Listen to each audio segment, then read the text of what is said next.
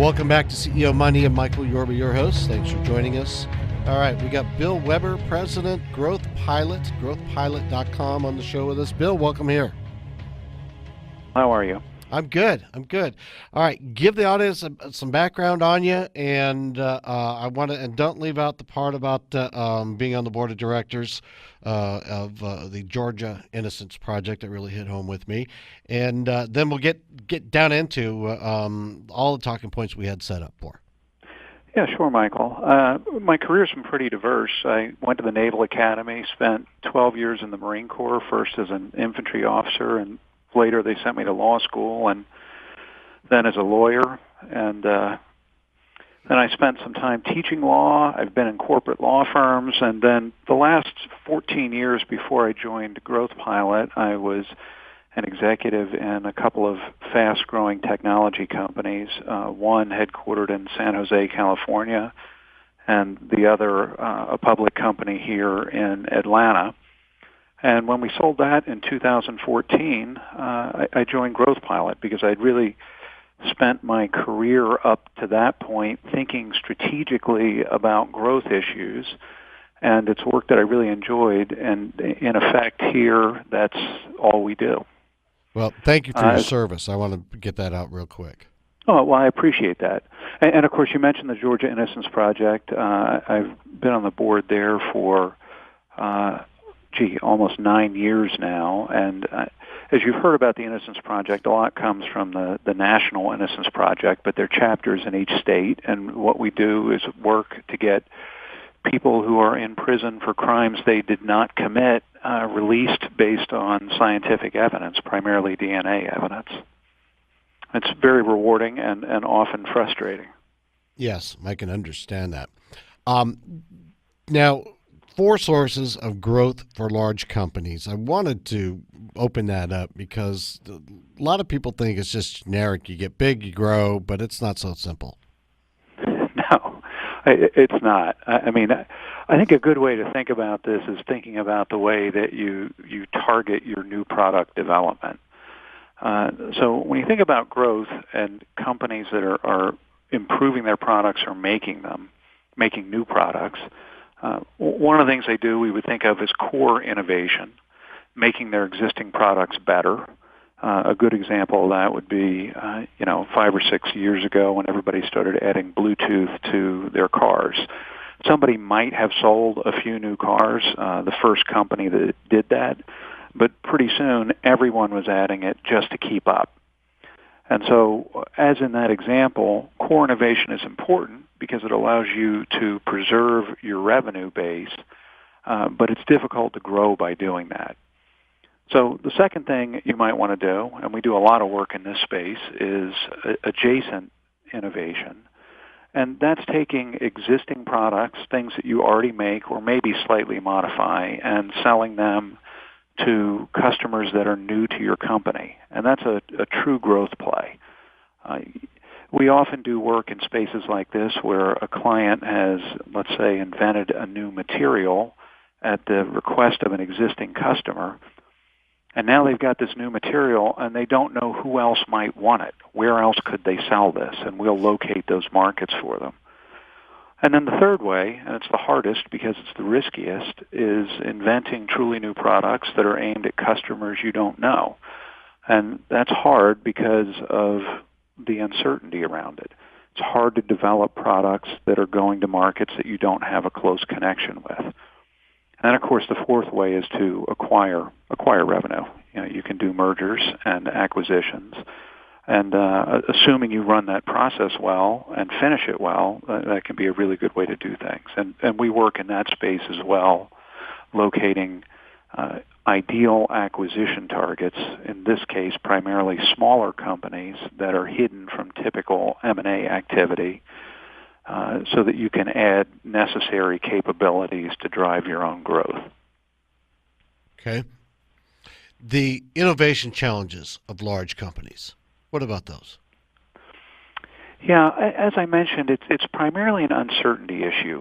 When you get big, let's say you pass $750 million annually and working your way right on up, one of the things that as a company you come to really value is predictability. And the bigger you get, the more predictable things are. You know a ton about your customers. You know what, if you take this step, here's going to be your return on investment.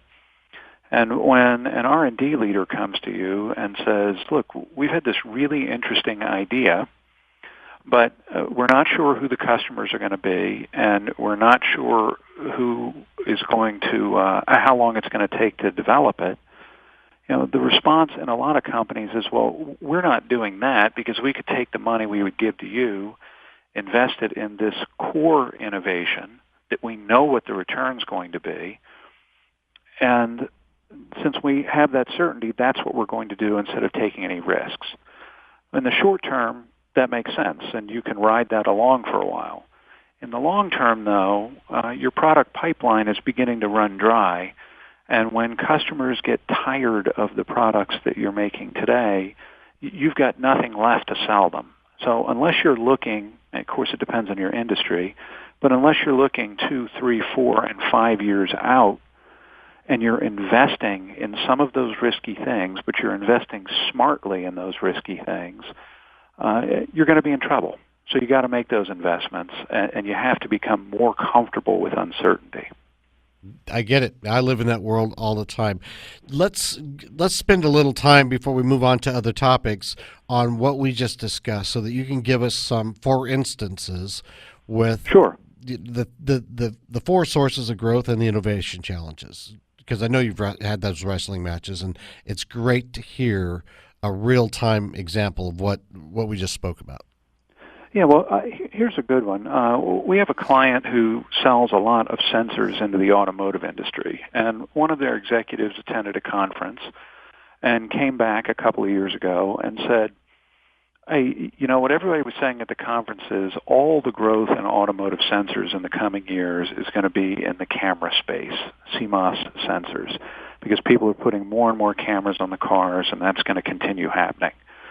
Since we already sell sensors to all the major OEMs, let's make a camera module, and next time when we go in to sell them engine temperature sensors and CO2 sensors, they love us and they'll want to buy our camera sensor too.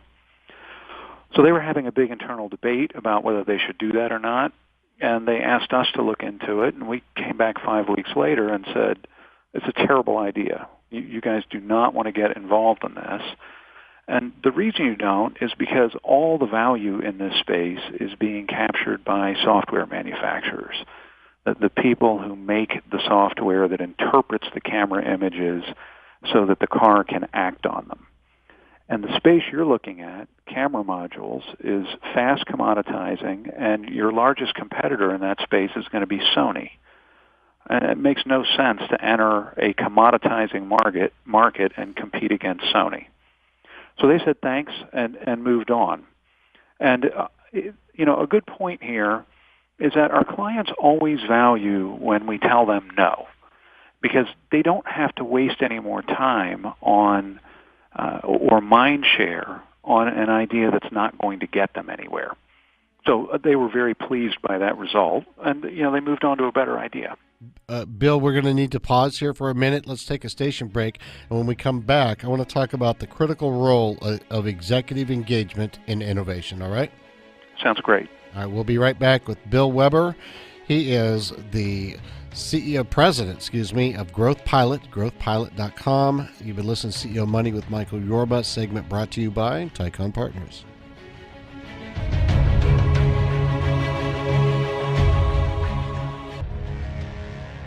Welcome back to CEO Money. I'm Michael Yorba. All right, I am speaking with Bill Weber, president, growthpilot.com. Bill, I am really like a sponge on this conversation here. I'm picking up so much of this. I really appreciate this. I'm not kidding. Critical role on executive engagement in innovation. Let's start us off there. Yeah, well, for as long as people have been giving executives advice about how to behave, go all the way back to Peter Drucker and before that, one of the things they've always said is a key is delegation. And that's certainly true. But innovation is a space in which delegation really, really does your company a disservice. And the reason for that's pretty simple. The executives are the people who are going to make investment decisions. They're going to decide what ideas to fund and what ideas not to fund. And if they leave building the case for those ideas to engineers and people lower in the organization, they're not going to get the information that they actually need and that they want to be able to pull the trigger. So I'm not advocating, and we don't advocate, being deeply involved all the time. But what we do advocate is treating the early stages of any innovation project as a long series of very short projects. And what that executive should be doing is defining the questions that are to be answered next for that idea. So to give you an example, a transformational project where you're going to be aiming a new product, you have to develop new technology for it at customers you don't know. If you leave it to an engineer, oftentimes they will go out and try and figure out what it would cost to produce. That's meaningless information from an investment perspective early in the process. What you ought to be doing is finding out, is there an unmet need in the market so that if we develop something, there's going to be demand for it? It's the executive that has that perspective, that knows what the long-term strategy of the company is, and should be saying, if I'm going to invest further in this, here are the two questions that concern me most. Go get me answers in 2 weeks, and then we'll see if we should ask some more questions or if it's time to intelligently stop this project. Okay, makes sense. Can you give us a for instance on that one? Well, we have a client that does a lot of work in specialty chemicals, mm-hmm. and they had invented a new way to make an important molecule, and a group of people in R&D got together and came up with a list of questions that they would need to answer to decide whether they should start to move this toward industrial scale production. And it was 40 or 50 questions. They had brainstormed on this, and they were all reasonable questions. But when they started trying to work on it, they worked on the things they knew the most about first. It's a natural thing to do. Mm-hmm. And they immediately ground to a halt. They just weren't making progress. And so they asked us to come in, and we had a meeting and sat down with an executive from the company and had a long conversation about what she needed to know to make a decision. And it turns out there were only two questions that really mattered to her, not one of which was something that the engineers had been working on. So we quickly answered those, and then we continued to follow that process. And at the end of the process, they had identified a target market with real unmet needs that industrial production of this chemical would have a real impact on. And so I think that's a good example of the way it works when it works properly. That executive involvement really changes the dynamic of moving something forward. Brilliant.